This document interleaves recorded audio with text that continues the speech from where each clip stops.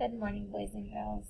Today we are talking about the setting of a story still. So while I am reading the story to you today, some of you have read this story with me. This is one of my favorite stories. I think that it's cute and that it's fun. I want you to be thinking about the setting of a story.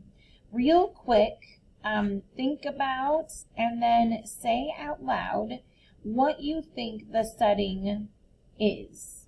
Like, how do we know if it's a setting? What is a setting?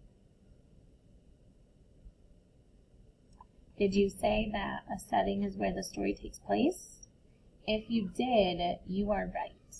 So while I'm reading, I want you to be thinking and listening and looking at the pictures for clues to see where the story takes place. Okay, and this is an AR book, so I will put the code down underneath the video link. Okay, the story is called The Gruffalo, and it is by Julia Donaldson and Axel Scheffler. Remember that the first page on the end of the book is called the end paper, and then the page with the title and the author and illustrator is the title page. Let's see if I can get the whole thing in here for you. A mouse took a stroll through the deep dark wood. A fox saw the mouse, and the mouse looked good. "Where are you going to, little brown mouse?" "Come and have lunch in my underground house." "That's terribly kind of you, Fox. But no, I'm going to have lunch with a Gruffalo." "A Gruffalo, Mouse? What's a Gruffalo?"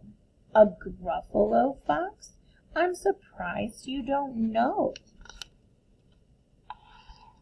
He has terrible husks and terrible claws and terrible teeth in his terrible jaws." "Where are you meeting him?" "Here by these rocks, and his favorite food is roasted fox." "Roasted what? Oh my!" Fox said. "Goodbye, little mouse," and away he sped. Silly old fox! Doesn't he know there's no such thing as a Gruffalo? Could you make a prediction? Do you think that there is such thing as a Gruffalo? Do you think that the Gruffalo is going to be real? On went the mouse through the deep dark wood. An owl saw the mouse, and the mouse looked good. "Where are you going to, little brown mouse? Join me for tea in my tree-top house?" "It's frightfully nice of you, owl, but no, I'm going to have tea with a Gruffalo." "A Gruffalo, mouse? What's a Gruffalo?" "A Gruffalo, owl? I'm surprised you don't know. He has knobbly knees and turned out toes, and a poisonous wart at the end of his nose." "Where are you meeting him?" "Here by this stream, and his favorite food is owl ice cream." "Owl ice cream, toot toot. Goodbye, little mouse," and away owl flew. Silly old owl! Doesn't he know there's no such thing as a Gruffalo? On went the mouse through the deep dark wood. A snake saw the mouse, and the mouse looked good. "Where are you going to, little brown mouse?" "Come for a feast in my log pile house." "It's wonderfully good of you, snake, but no, I'm having a feast with a Gruffalo." "A Gruffalo, mouse? What's a Gruffalo?" "A Gruffalo, snake? I'm surprised you don't know."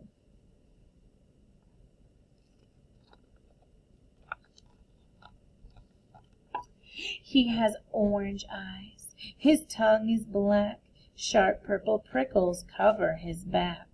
Where are you meeting him? Here by this lake, and his favorite food is scrambled snake. Scrambled snake, it's time I hid. Goodbye, little mouse, and away Snake slid. Silly old snake, doesn't he know there's no such thing as a Gruffalo? Oh. Is he real?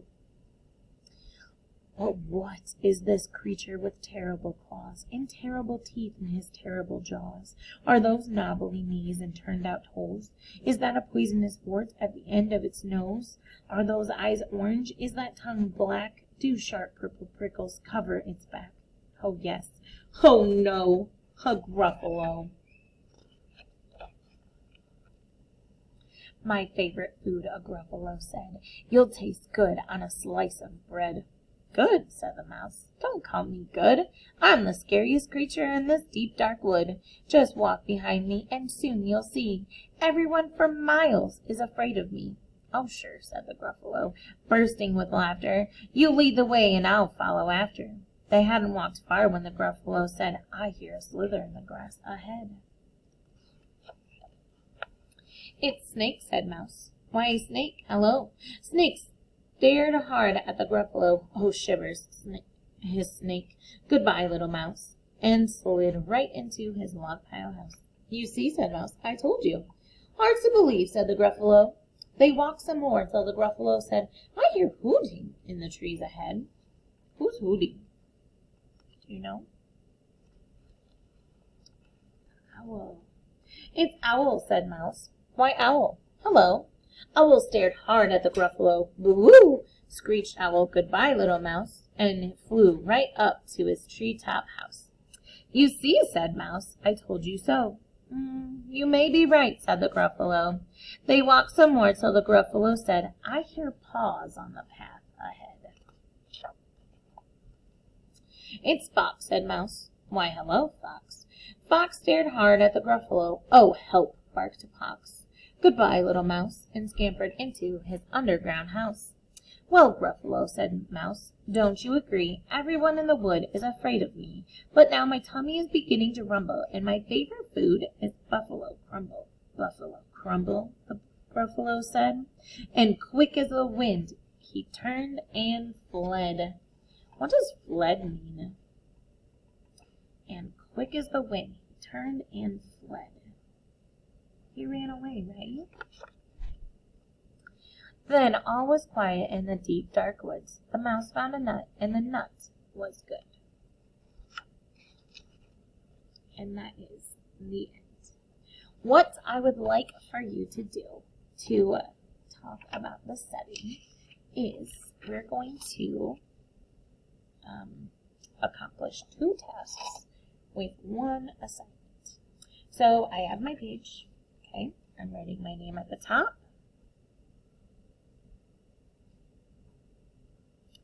And I like that this page has the date for it too. I'm recording this video earlier and I can't remember what day I'm having you do this assignment, but I think it's on the 20th. So we would write the date 1/20/21. Now, we have been talking about writing in complete sentences, and I would like your response to be in a complete sentence. I'm going to give you a sentence starter.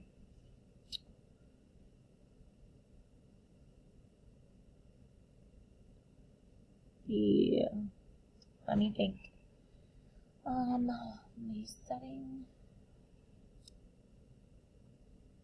The setting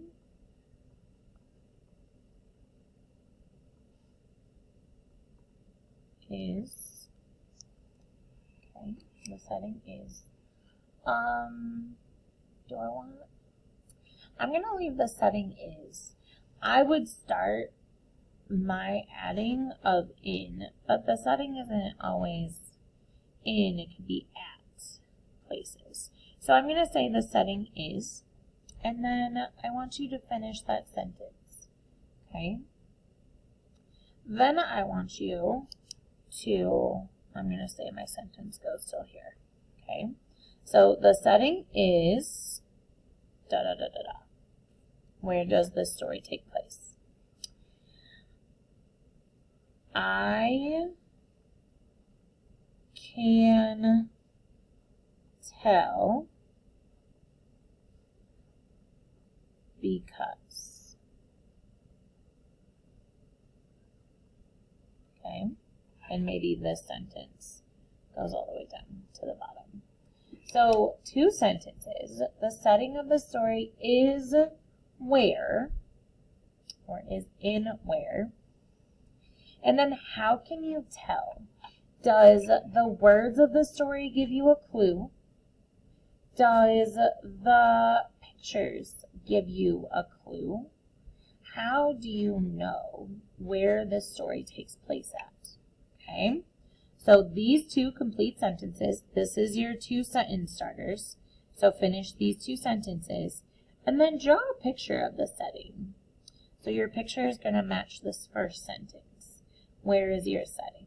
Okay, if you're telling me that the Gruffalo takes place on a beach, your picture up here is going to be of a beach, not of a school or a classroom. Okay, we want our picture to match our sentence. Okay, and remember we're writing in two complete sentences. The first sentence is starting the setting is, and then you're telling me where. And then the second sentence is I can tell because. What about the story let you know where the setting was? Did the book say the words where the story took place at? Or did the pictures tell you? Or both? Okay, so why can you tell? And then at the end of the paper, don't forget, did you use capital letters? Put a check mark if you did, but don't just put a check mark. Look back at your paper, okay? Finger spaces, look back, make sure you have finger spaces. Put a check mark if you used them. Sight words. I'm working on getting you your own word wall, so that way words that we talk about, words that are sight words, and that you can look at a word wall to know how to spell. Sight words are ones that I sometimes call them heart words too. Because for the most part, our sight words are words that don't follow the sounding out rules. So we just have to remember what they look like and how to read them and how to spell them. And they're most often on a word wall. So I'm working on getting you guys a word wall. So that way you can make sure that your sight words are spelled the right way. And then make sure that you end your sentence with punctuation. You only need to turn this page in. And then I will post the AR number below this video. Some of you probably have already taken this test because, like I said, we have run this in a couple of groups, and that's okay. If you have already taken the test, you're not going to be able to take it again. But if you haven't taken the test, please do. The more AR tests you take, the more points you get. And the more points you get, the more prizes you get. And the better reader you become, which is the ultimate goal. Thank you for listening to my story, and I hope that you enjoyed it. Have a good day.